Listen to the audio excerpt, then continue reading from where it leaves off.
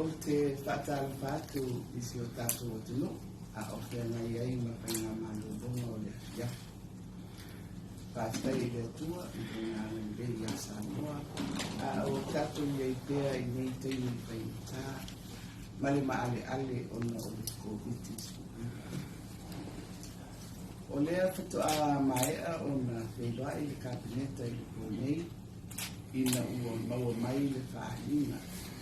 Mai le mtanga luenga o le soifua maloloina, i le whaamaoni ai o le awhia o se tasi i tua mai o nofuanga whaanifuesea i le siama o le COVID-19.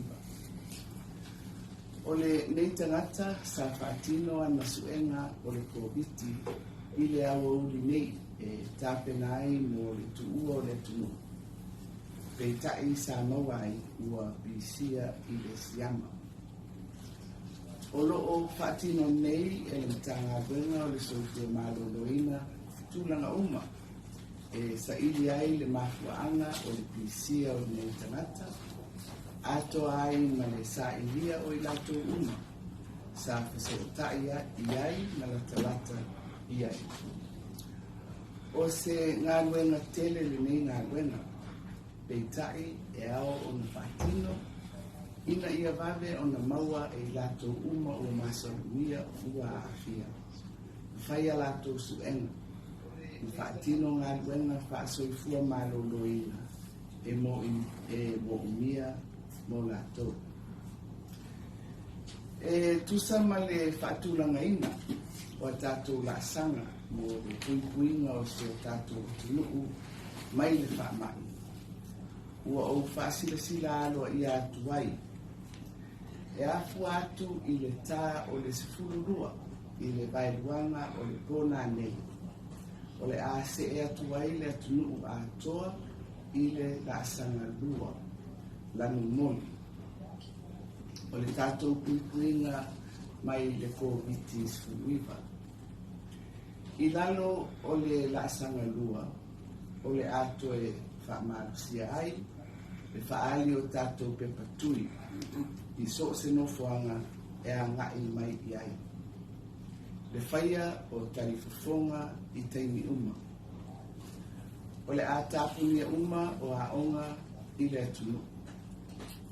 Tāpunia o whale kalapu, whale ava, whale koleni, ma tāalonga uma. E whaawau o na tatala whale oloa maisi au aunanga e pei o nā keti, whale talawai ma pamu penisini i taimi whaaturangaina. E afu atu i le vailuanga o le pō tae au, aso toa nai sifuluiva o mati, lua afe, lua sifululua.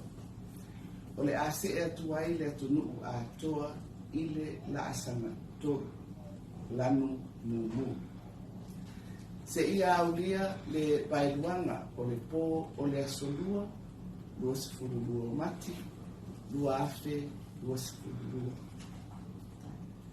I lano o le la asanga toru, o le atapunia atoa le atunu. Mai whapena foi, ma onga, ngā luenga, pe malanga ingo waa ma wa lele i tutonu le atunu. Mamalanga whaavao malo. Se wanga nai au au nanga, tua whaatulanga, mo le tuina tua au nanga mo umia, mo le atunu atoa. A o iei le atunu i suinga o la sanga, o le anga lue le komiti o whaalawe whaafosei, e taimua ai le mtanga duenga o le soifua maloloi, e whaatino vaenga uma mo umia, mo le sa ilia o ilatou sa iaini fisotaina pe latalata i le ua afia. Ma whaangasolo ngā luenga whaasoifua maloloina mo le puipuinga o le tunu. O le mea lea le atunu ue e whautuaina le tāpena o mea e mo mia e o tātou ainga tai au.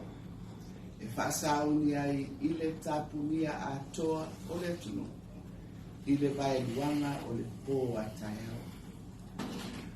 o le whaalauteleina o airinga o babao o le a whaelo atu i whaamatalanga e tuina atu e tātou mata. Ia sa moai ia tātou lotu tere pea ma whaamoemoe le tua a wa o ia lava e tū tau mua i aso whainata whapene. O le tatalo ia mau pea le tō vai. Ma lava papale pea si o tātou atunu a o tau mwhai le nei ngā luenga mō le tātou pui pui.